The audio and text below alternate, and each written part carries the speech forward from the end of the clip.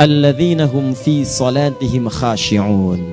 Syarat pertama, kalau ingin mendapatkan surga Firdaus tadi dan kebahagiaannya diturunkan ke bumi, dibawa sampai mati, masuk ke alam kubur lebih bahagia lagi, maka amalan pertama untuk melatih menguatkan iman itu, coba berlatih untuk menunaikan sholat dengan khusyuk.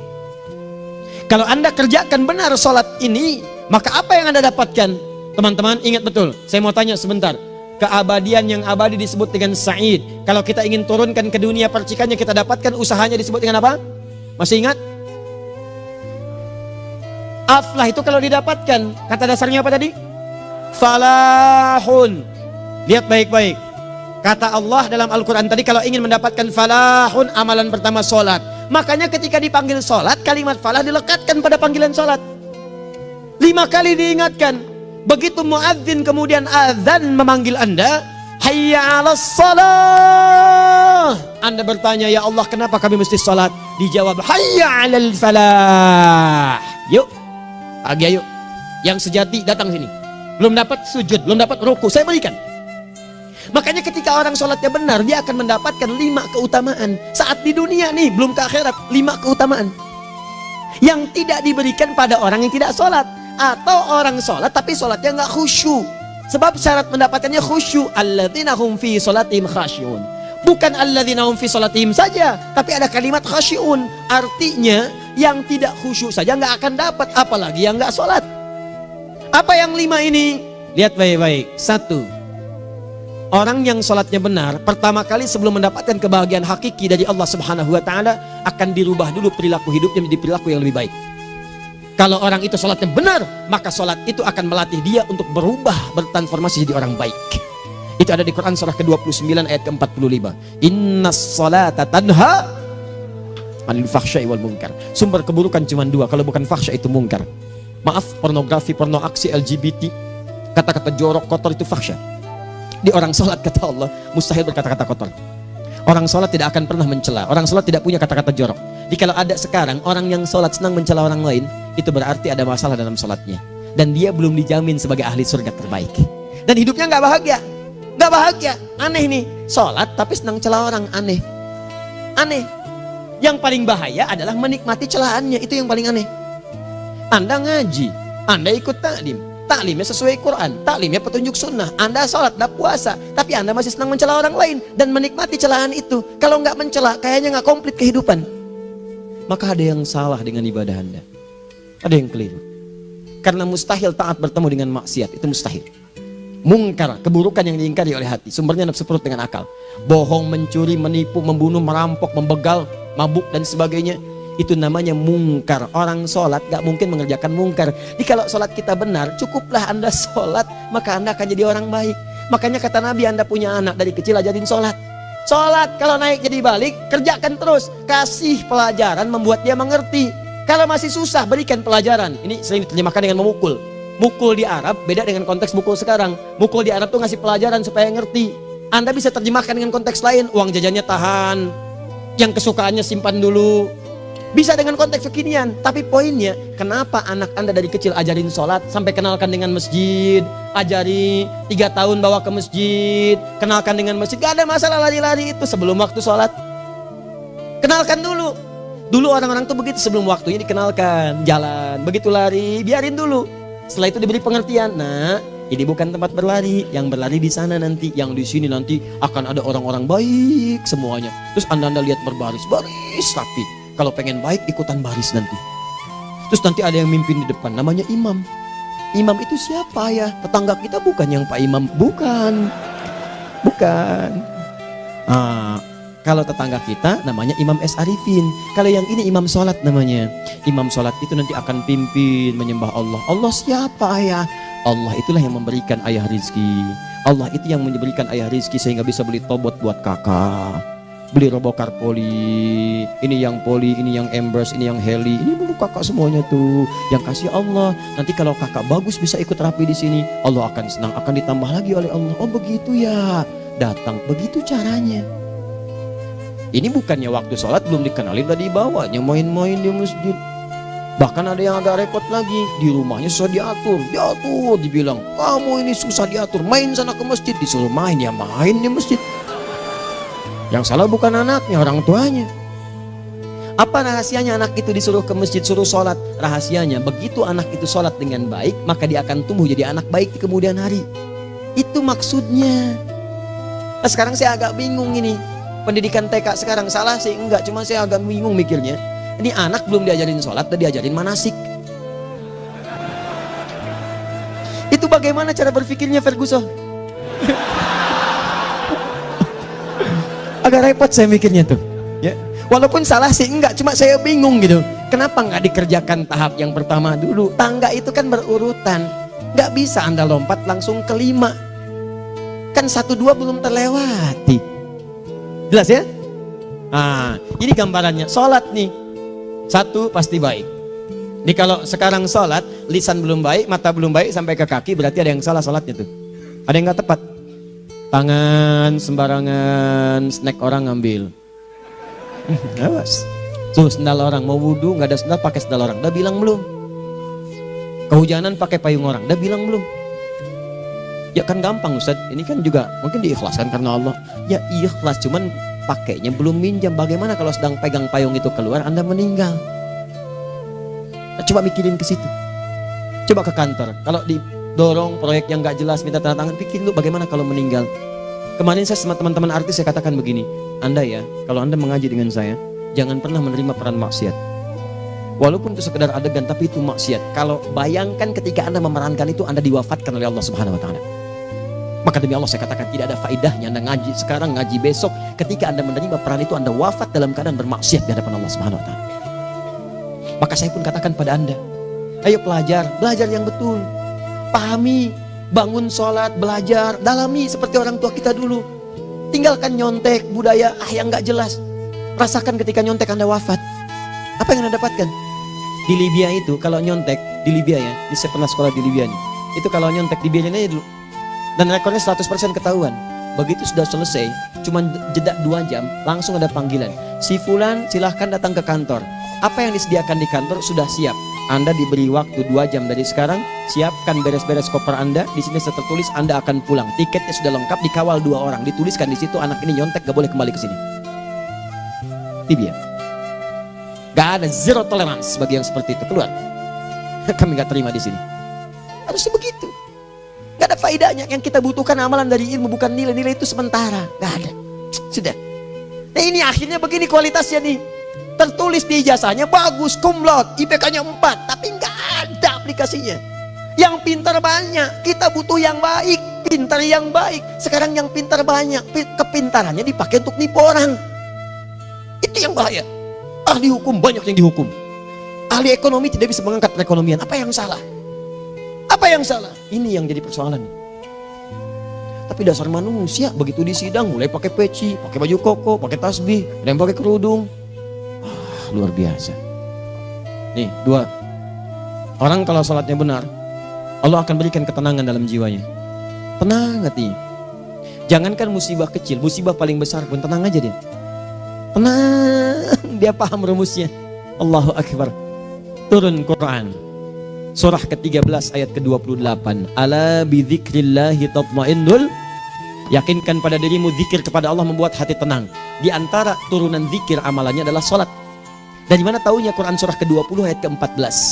Innani anallahu la ilaha illa ana fa'budni wa aqimis salata lidzikri. Saya Allah, kata Allah ke Nabi Musa. Tidak ada Tuhan selain saya, sembah saya. Bagaimana menyembahmu ya Allah? Tunaikan salat sebagai zikir kepada saya, zikir. Nah, maka kalau Anda sedang tidak tenang, ayo ke masjid. Banyak zikir itu, baca Quran zikir. Quran surah 15 ayat 9. Inna nahnu nazzalna dzikra. Kami turunkan Al-Quran sebagai zikir. Jadi kalau Anda sedang baca Al-Quran, Anda sedang berzikir. Ibu kalau sedang gak tenang, Bu, gelisah, gak enak, gak usah mengeluh, apalagi bikin status gak karuan. Ibu wudhu, ambil mushaf baca. Begitu sedang baca ada ketenangan dalam jiwa. Berdoa, zikir. Kalau sedang gak tenang, besok ada proyek, doa dulu. Doa itu memberikan ketenangan. Makanya doa disebut dengan zikir. Quran surah ke-7 ayat 205. Wadhkur rabbaka fi nafsika tadarruan wa khifatan wa dunal jahri minal qaul. Ayo berzikir, minta kepada Allah dengan segenap jiwamu, mohon dengan penuh ketawaduan. nanti ketenangan diberikan. Menghafal Quran, baca itu zikir. Quran surah ke-54 ayat 17, 22, 32, 40. Walaqad yassarnal Qur'ana lidzikri fahal min muddakir. Menyebut nama Allah, Al-Asmaul Husna itu zikir. Sedang ada persoalan, ya Allah, ya Allah, ya Allah, ya Rahman, ya Rahim, ya Malik, ya Qudus, ya Allah, ya Allah, ya Allah, ya Allah. Zikir. Dalilnya Quran surah kedua ayat 152. Fadhkuruni adzkurkum. Sebut namaku, zikir. Aku pun akan mengingatmu. Gimana menyebutnya? Ditafsir di Quran surah 17. Ayat keberapa? 110. Qulidullah awid rahman ayyamma tad'u falahul asmaul husna. Sebut nama Allah. Itu menenteramkan pada jiwa. Sedangkan sholat gabungan dari semua zikir tadi. Bukankah dalam sholat Anda baca Al-Quran? Bukankah dalam sholat Anda menghafal Al-Quran? Bukankah dalam sholat Anda berdoa? Bukankah dalam sholat Anda istighfar? Anda mohon digabungkan semua itu. Amalan sholat menggabungkan semua jenis zikir. Masa Anda nggak tenang juga? Makanya sholat, jangankan sholat ya, tempat sholat itu yang menenangkan. Tempat sholat, tempat paling tenang di muka bumi. Kalau nggak percaya silahkan ya, Anda sebelum masuk ke Istiqomah ini, begitu Anda masuk kan perasaannya beda kan? Lain. Silahkan cek, kalau cari ketenangan datang ke masjid. Masuk, wudhu masuk, sholat 2 rakaat tenang. Dekat kipas angin, saking tenangnya plek ngantuk tidur. Beneran. Enak. Makanya saat Ramadan kalau orang pengen cari ketenangan, lihat di perusahaan-perusahaan penuh tuh musola pada tidur. Ya, mengamalkan hadis palsu. Ya, dia musaim ibadah, tidurnya orang puasa ibadah, hadis palsu. Nah, itu teman-teman. Itu gambarannya tiga. Orang yang salatnya khusyuk benar, itu dijamin langsung oleh Allah Subhanahu wa taala akan dimudahkan semua urusan hidupnya termasuk rezekinya. Ini yang saya katakan. Jadi saya katakan tadi, di akhirat ini, di surga, rezeki tinggal ngambil. Anda kalau benar sholatnya, itu langsung dijanjikan oleh Allah. Rezeki itu nggak perlu Anda banyak pikirkan. Ikhtiar sedikit, datang. Bahkan dari sisi yang tidak Anda duga. Apa dalilnya? Quran surah ke-65 ayat 2 dan 3. Ditafsir di Al-Baqarah ayat 2 dan 3. Wa may yattaqillaha yaj'al lahu makhraja. Ada orang yang meningkatkan takwanya kepada Allah, kami mudahkan urusan hidupnya. Setiap persoalannya diberikan jalan keluar, mudah. Solusi. Setiap ada problematika, ada solusi. Wa yarzuqhu min haitsu la yahtasib. Dan kalau dia ingin mendapatkan rezeki, bahkan kami kirimkan dari sisi yang tidak dia duga. Orang lain capek ini datang lagi, tawaran proyek datang lagi. Utsman tuh Masya Allah kayanya banyak, tapi yang paling dirindukan bukan saat mendapatkan peningkatan omsetnya, yaitu saat dia mendapatkan waktu khusus dengan Allah untuk sholat malam hari, sampai-sampainya sempat sholat tahajud sampai khatam Al-Quran. Abdurrahman bin Auf demikian, Tamim Ad-Dari demikian, sholat karena tahu sholat itu meningkatkan rizki. Karena tahu kuncinya ada di situ, Allah yang punya rizki, disebut dengan Razak, pemilik rizki. Maka saya harus punya hubungan dekat dengan Allah. Kalau sudah punya hubungan dekat, mau apa aja gampang. Belum minta, udah diperhatikan. Silahkan cek, Anda punya hubungan baik dengan bos Anda di kantor. Sebelum Anda minta, beliau udah pikirin tuh, telepon bendahara. Dia udah ngambil belum gajinya? Belum Pak, tambahkan bonus sekian. Kenapa? Karena dia mengawasi Anda. Allah maha tahu dibandingkan dengan bos Anda. Mendekat kepada Allah, semua diperhatikan oleh Allah. Siapa orang takwa itu? Kalimat takwa pertama di Al-Quran Al-Baqarah ayat 2, amalannya ayat 3. Dzalikal kitabu la raiba fihi hudal lil. Siapa muttaqin itu? Ayat 3-nya. Alladzina yu'minuna bil ghaib wa yuqimunas shalah. Gampang. Kalau pengen mudah hidupnya gampang. Biaya nggak mahal, tenaga nggak banyak, tingkatkan takwa nih. Jadi kalau hidup Anda masih susah, di kantor champion, di rumah tangga bermasalah terus, atau sebaliknya, maka boleh jadi kalau gelar Anda tinggi, harta Anda banyak, tapi selalu punya masalah. Bukan Anda kurang hebat, bukan Anda kurang kedudukan, bukan Anda kurang kaya, Anda kurang takwa. Dan yang paling dahsyat, mungkin sholat Anda belum berkualitas. 4. Orang yang sholatnya benar, khusyuk dia. Bahkan saat sholat itu kalau dia minta, maka seketika doanya akan dikabulkan. Tanpa diskusi, langsung seketika. Contoh, Quran surah ketiga ayat 38 sampai 39. Demi Allah saya katakan, Nabi Zakaria punya masalah, masalahnya pelik. Sudah berumah tangga, istrinya divonis monopause, maaf bahkan mandul. Gak mungkin punya keturunan. Maka apa yang beliau kerjakan? Secara singkat beliau sholat. Begitu sholat minta kepada Allah. Hunalika da'a Zakaria rabbah. Di mihrab itu beliau bermohon kepada Allah. Bermohonnya sambil sholat. Qala rabbi habli min ladunka dzurriyyatan thayyibah innaka sami'ud du'a. Ya Allah, mereka katakan saya nggak mungkin punya keturunan. Sekarang saya ingin katakan, ya Allah, saya hanya minta darimu saja, saya nggak akan dengarkan mereka. Ya Allah, mohon Engkau maha mendengar, ya Allah. Maha mendengar doa saya. Kalau kepada yang maha mendengar aja nggak mengabulkan, kepada siapa lagi saya mesti minta? Apa yang terjadi? Fanadatul malaikatu wa huwa qa'imun yusolli fil mihrab. turun malaikat mengabarkan, sedangkan beliau masih sholat, belum selesai dalam sholatnya. Sholat khusyuk itu belum selesai sholat aja dikabulkan, doa sudah turun. Sholatnya belum selesai, doa sudah dikabulkan. Annallaha yubashshiruka bi Yahya. Allah kasih kabar gembira, doa kamu didengar, dikabulkan, kamu akan punya anak, namanya langsung dari Allah Yahya, artinya hidup yang mustahil menurut manusia. Lahir seorang dari rahim perempuan yang menepus dan mandul, bayi yang hidup, kata Allah nggak ada yang mustahil bagiku, jadi dan jadi dia. Berita baiknya, Nabi Zakaria sholat dikabulkan. Umat Nabi Muhammad sebelum sholat sudah ditunggu oleh Allah, mau minta apa aku kabulkan sekarang. Hadisnya qudsi, saya bacakan. Hadatsana qala Rasulullah sallallahu alaihi wasallam, qala Allahu azza wa jalla, qasamtu shalah baini wa baina abdi. Kata Allah, saya bagi dua ya salat antara aku dengan hambaku. Wali abdi ma sa'ala. Kalau hambaku benar salatnya, aku berikan apapun yang dia minta sekarang. Idza qala al-abdu alhamdulillahi rabbil alamin. Bagian pertama, kalau hamba benar dibaca Al-Fatihahnya dari alhamdulillahi rabbil alamin, kalau Allah azza wa jalla dijawab oleh Allah, hamadani abdi, hambaku sedang memujiku. Wa idza qala ar-rahmanir rahim, jika hambaku berkata ar-rahmanir rahim, qala Allah azza wa jalla athna alayya abdi, hambaku sedang menyanjungku. Wa idza qala maliki yaumiddin, qala Allah azza wa jalla majjadani abdi, kalau hambaku mengatakan maliki yaumiddin, kata Allah hambaku sedang mengagungkanku. Perhatikan sekarang. Wa idza qala al-abdu iyyaka na'budu wa iyyaka nasta'in, jika hambaku berkata sekarang, ya Allah, kami sekarang ibadah, salat menyembahmu, dan kami sekarang sedang punya masalah, kami hanya minta tolong kepadamu ya Rabb. Apa jawabannya? Beda dengan sebelumnya. Kata Allah, hadza baini wa baina abdi, inilah perjanjian antara aku dengan hambaku. Wali abdi, kalau hambaku benar khusyuk salatnya sampai detik ini, baru sampai Al-Fatihah itu pun belum tuntas, baru sampai Al-Fatihah itu pun belum tuntas. Kalau benar bacaannya betul, salatnya dari takbir sampai dengan selesainya, sampai ayat itu, iyyaka na'budu wa iyyaka nasta'in, kata Allah, masalah apapun yang dia minta sekarang aku akan kabulkan. Besok saya kasih rahasia. Yuk, yang di KBP ada awal pembuka di awal sebelum Al-Fatihah yang kalau Anda benar bacanya itu pengantar kepada pengabulan doa di Al-Fatihah. Apa itu? Besok. 5. Yang kelima ini yang paling diharapkan, dan ini penutup dalam kajian kita malam ini. Teman-teman sekalian, perhatikan baik-baik. Jika Anda benar mengerjakannya, maka Allah akan jamin langsung Anda akan mendapatkan kesuksesan dan kebahagiaan di semua aktivitas Anda. Kalau jadi suami, suami yang sukses, rumah tangga yang bahagia. Kalau jadi pegawai, pegawai yang sukses, dan di kantor bahagia. Masih ingat? Kesuksesan yang menghadirkan kebahagiaan, konteksnya dunia disebut dengan falah, dipegang disebut dengan aflah. Dikembalikan lagi ke atas, ke surah ke-23 ayat 1 dan 2. Qad aflahal mu'minun. Apa amalannya? Alladzina hum fi salatihim khashi'un. Persoalannya, kalau Anda salat belum mendapatkan satu di antara 5 ini, apa masalahnya? Pertama masalahnya, kata Al-Quran, boleh jadi yang salat itu belum khusyuk. Apa itu khusyuk? 2 maknanya, dan saya tutup di sini. Apa yang 2 itu? 1, kebanyakan orang salat masih membawa dunia dalam salatnya.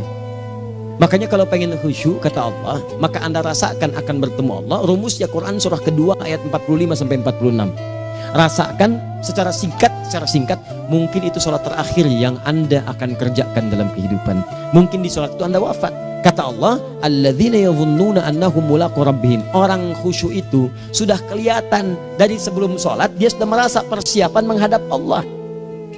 Persiapan ke manusia aja, dia sudah siap-siap, mandi dulu, ganti pakaian, pakai parfum, macam-macam dan sebagainya, hanya memenuhi undangan manusia.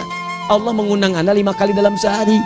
Ya maaf, mengabulkan doa Anda, mencukupkan kebutuhan, menyembuhkan kalau sakit, disiapkan Anda. Harusnya apa? Penampilan sempurna. Kata Quran, orang khusyuk itu kelihatan sebelum sholat, pakaiannya kelihatan. Quran surah 7 ayat 31, ya bani Adam khudzu zinatakum inda kulli masjid. Hai anak cucu Adam, kalau tiba panggilan dari masjid, kenakan pakaian terbaikmu. Di anak cucu Adam tuh kelihatan. Kalau orang khusyuk begitu azan kelihatan pakaiannya lain. Pakaiannya indah. Khudzu zinatakum, kenakan pakaian terbaikmu. Dipakai bertemu Allah. Bertemu manusia aja pakaian bagus-bagus. Ini aneh ya. Ada orang salah ibadah aja. Orang salah ibadah pakaiannya bagus-bagus. Lihat nih hari-hari tertentu besok tuh. Orang mau ke tempat masing-masing tuh. Ada yang pakai jas, pakai dasi, pakai batik, pakai kebaya. Anaknya dibawa, dikuncir 2, bawa manisan macam-macam.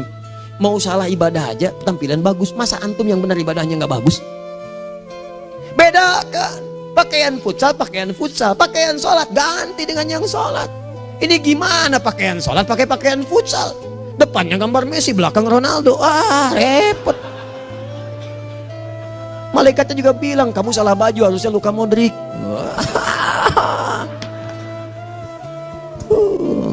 Hafal saya. Nah, yang mau tanya apa? Mourinho dipecat saya tahu. Lagi nganggur sekarang, ditawarin Benfica dia nggak terima. Sekarang jadi dia komentator di beIN Sport. Nanti sebentar lagi dia akan komentar di laga Saudi dengan Qatar dan komentar laga Arsenal dengan Ipswich. Digantikan oleh Solskjaer. Dia super sub dulu. Ya, super sub. Ya, the baby assassin, ya pembunuh yang berwajah baby face. Masuknya di akhir-akhir. Gol. Sekarang melatih dia 5 kali kemenangan, belum kalah sama sekali. Saya hafal itu. Tapi masih di urutan ke-6, tapi jaraknya ke yang keempat itu tinggal 3 poin lagi. Hafal saya. Liverpool tahu cuma 4 poin sekarang bedanya, kemarin 7 kalah 2-1 sama Manchester City. Walaupun banyak analisis yang menyebutkan mungkin itu diberikan saja gitu kan, karena ada yang lain-lain. Hafal kedua Manchester City. Hafal saya. Ayo mau tanya apa lagi? Tottenham Hotspur ke bawahnya, ada Chelsea, ada Arsenal, baru kemudian Manchester United.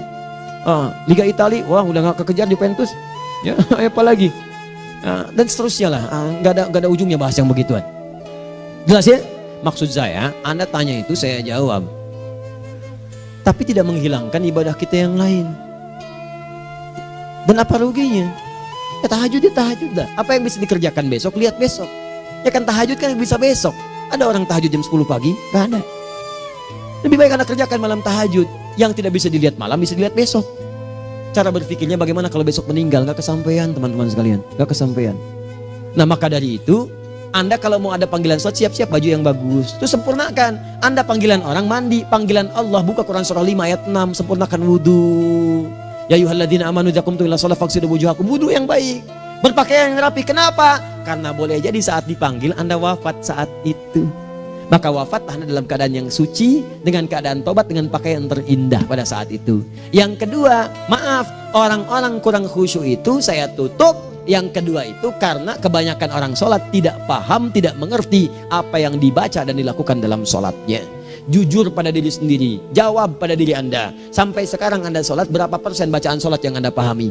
Jangan-jangan selama ini Anda sholat ribuan kali sujud, ribuan kali ruku, gak ada yang paham yang dibaca. Sekian persen yang paham, bagaimana sholat Anda bisa khusyuk? Pekerjaan Anda dipahami, urusan akhirat Anda gak dipahami. Di mana cara berpikirnya? Aku yang bagaimana atau engkau yang harus bagaimana? Ya, coba berubah. Nah ini baru satu amalan, belum yang lainnya. Ada 5 amalan lagi yang kalau kita bisa turunkan itu, selain sholat yang khusyuk, maka jaminan tadi akan datang. Baru sholat khusyuk aja 5 datang, apalagi ditambah dengan 5 amalan lainnya lagi. Demi Allah saya katakan, dunia kecil sekali, gak ada nilainya. Akhirat aja enak, nikmat.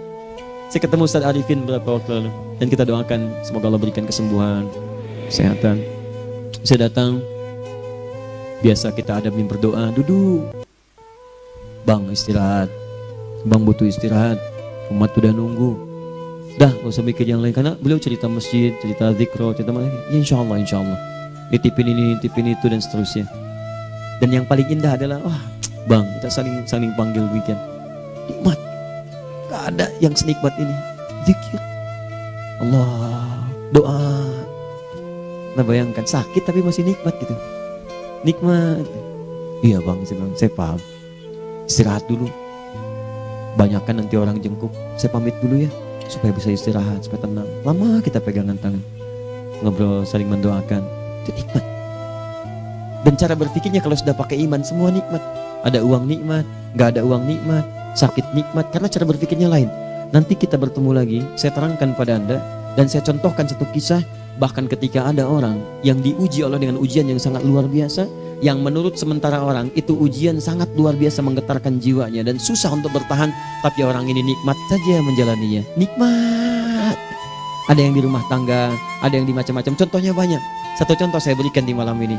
Satu kali suami istri, wah luar biasa. Istrinya itu cerewetnya Pak, bukan cuma cerewet, ngeselin bagi suaminya. Maaf Bu ya, bukan ibu maksudnya. Jadi semua yang dikerjakan suami salah. Pengen mangga, ayah kalau kita sekarang dibeli mangga. Kenapa mangga yang ini? Saya pengennya mangga yang lain. Belikan mangga. Kenapa beli mangga aja? Jeruknya mana? Jeruk. Semua. Pokoknya semua yang kerjakan suami salah. Tapi suami tidak pernah mengeluh. Ini kerjakan, itu kerjakan. Satu kali, perhatikan cara memandangnya. Ketika iman sudah masuk ke dalam jiwa. Kata temannya, akhi, istri kamu ini begini, nyusahin kamu. Kenapa kamu gak cari yang lain? Kan gampang ada syariat. Udah pisahin aja, cari yang lain. Kamu tenang ibadah. Apa jawabannya? Hey, Allah sudah turunkan surga ke saya lewat dia. Kenapa kamu meminta saya untuk menjauhinya dan meninggalkan surga saya? Ini cara melihat dia. Bukankah ketika ada berbagai keluhan saya sabar? Bukankah sabar mendekatkan saya ke surga? Allah kirimkan tipikal istri seperti ini supaya mendekatkan saya ke surga. Dengan itu kan saya banyak pahala. Saya sabar, pahala banyak. Sudah Allah berikan pahala kepada saya. Kamu malah nyuruh saya untuk berpisah dengan pahala itu. Perhatikan cara berpikirnya. Indah. Kalau rumah tangga seperti ini semuanya enak gitu. Suaminya biasa-biasa, istrinya cantik, luar biasa. Begitu berdandan kelihatan, kata suaminya, Masya Allah, wajahnya tak berpaling, mata tak berkedip. Kata istrinya, ya zauji madhabik, sayang kamu kenapa? Wallahi syakiran lillah bihadari, demi Allah aku bersyukur mendapatkan istri secantik kamu. Kata istrinya, nahnu fil jannah zauji, kita berdua di surga. Kata suaminya, kok bisa begitu jawabanmu? Iya, kamu bersyukur dengan keadaanku, aku bersabar dengan keadaanmu. Catat. Bukankah orang syukur dan sabar di surga? Tuh lihat, canda-canda orang-orang soleh itu begitu. Nikmat ketawa walaupun nyelekit di hati. Cuman bawaannya enak gitu. Nah, nanti itu ada tuh, nanti saya turunin tuh. Yang di rumah tangga, yang ini, yang itu nanti. Kapan? Pertemuan berikutnya.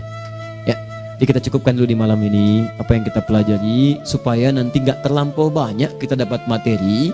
Cuma sayang sedikit mengamalkan. Saya sudah tuangkan di sini. Banyak saya tuliskan, termasuk di keluarga, di macam-macam. Ini saya tulis, tapi silahkan Anda baca. Kalau ada manfaat silahkan dapatkan. Kalau ada yang kurang silahkan sampaikan untuk dikoreksi. Semoga Allah muliakan kita semua insya Allah. Sekali lagi, perbaiki hidup. Jangan banyak mainnya. Dan sudah, jangan banyak membuang dengan yang sia-sia, apapun yang dihadapi. Sekali lagi, tolong jaga kondusivitas, bantu negara kita, ketertiban, keamanan.